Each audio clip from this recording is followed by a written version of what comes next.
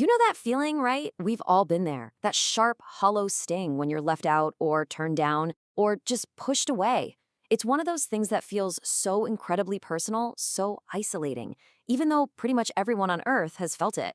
Today, we're going to dig into that profound wound of rejection, why it cuts so deep, and most importantly, what we can do to start to heal.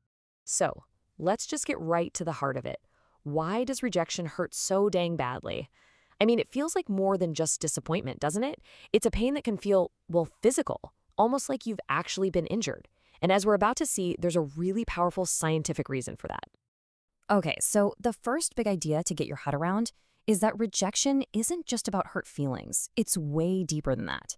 It's actually a direct blow to one of our most fundamental human drives, something that's literally woven into the fabric of our being.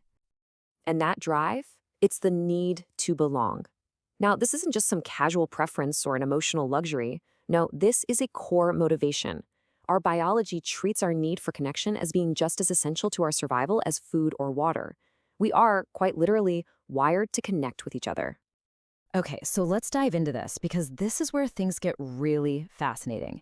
You know how we use phrases like a broken heart or feeling crushed? Well, it turns out those aren't just clever metaphors. They are startlingly accurate descriptions of what is actually happening inside our brains. That pain you feel from rejection, it is scientifically real. It is measurable.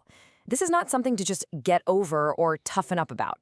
It's a legitimate biological event that your body is processing as a genuine threat to your well-being. And this slide just illustrates the point perfectly. Neuroscientists have shown that the pain you feel from social exclusion, from being rejected, it activates the exact same regions of the brain that light up when you experience physical pain. Think about that. A burn on your arm, a deep cut, your brain barely distinguishes between that and the pain of being left out. A broken heart and a broken bone look shockingly similar inside your head. So there's this classic study called the Cyberball experiment that showed this perfectly. People were told they were playing a simple online game of catch with two other people. But here's the thing. Those other two players were just a computer program. And when the program stopped throwing the ball to the participant, their brain scans lit up. The distress signals looked identical to physical injury.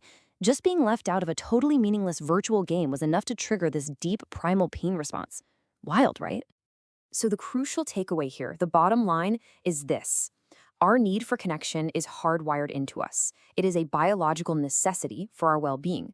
And when that connection gets threatened by rejection, our body sounds a very, very real alarm. Now, because this pain is so intense, our natural instinct is to do whatever it takes to avoid it. And this is where we start to see rejection unconsciously shape our personalities, our choices, all in this quiet effort to sidestep that awful feeling of being cut off. I mean, think about it. Have you ever held back an opinion or not shared something really personal because you were afraid of what people might think? That's the fear of rejection at work. We soften our words, we hide the parts of ourselves we think might be unlovable, and sometimes we even silence our own truth just to stay safely inside the group.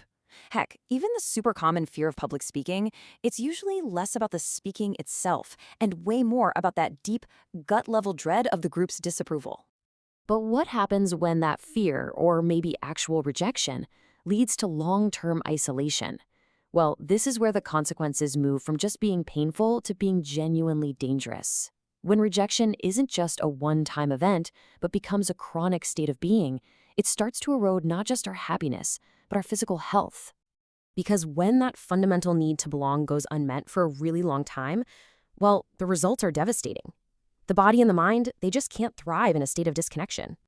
Research has found that chronic loneliness increases your risk of an early death by nearly 30%. Just let that sink in for a second. 30%.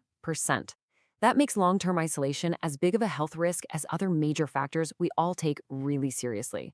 Disconnection can actually be deadly. So we've looked at the science, the psychology, how deeply this wound can cut.